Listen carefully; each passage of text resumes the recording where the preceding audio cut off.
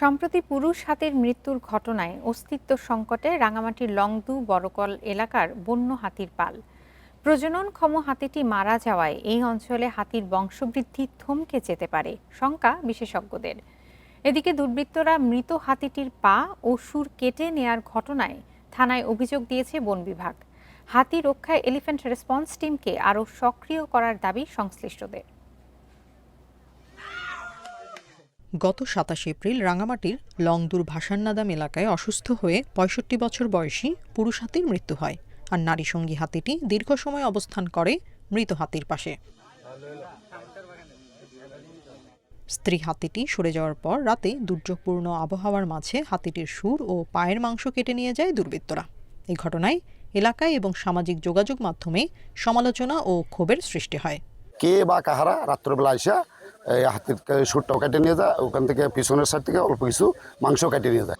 মৃত হাতির মাংস কেটে নেওয়ার ঘটনায় লংদু থানায় সাধারণ ডায়েরি করেছে বন বিভাগ, আর মৃত্যুর কারণ জানতে নমুনা সংগ্রহ করে ঢাকায় পাঠানো হয়েছে। আমরা অনুসন্ধান করছি কে বা কারা এই কাজটা করছে। এই কাজটা খুব নিন্দনীয় এবং অপরাধমূলক। পর্যাপ্ত সে খাবার খেতে পায় না, যার ফলে দুর্বলতাও ছিল। আরও ভালো তদন্তের জন্য আমরা ঢাকায় পাঠাচ্ছি সিডিএলে। এ থেকে আমরা আরও আসল বিষয়টা আমরা জানতে পারবো। এলাকার একমাত্র প্রজননক্ষম পুরুষ হাতির মৃত্যু হওয়ায় হাতির পালের বংশবৃদ্ধি থমকে যাওয়ার শঙ্কা রয়েছে বলছেন বিশেষজ্ঞরা। হাতি সুরক্ষা প্রকল্পের আওতায় এলিফ্যান্ট রেসপন্স টিমকে আরও সক্রিয় করার দাবি গবেষক ও অধিকার কর্মীদের। পুরুষ হাতি না থাকলে তো স্বাভাবিকভাবেই স্বাভাবিক দলের মধ্যে যে স্বাভাবিক প্রজনন হয় সেটা বাধাগ্রস্ত হতে পারে।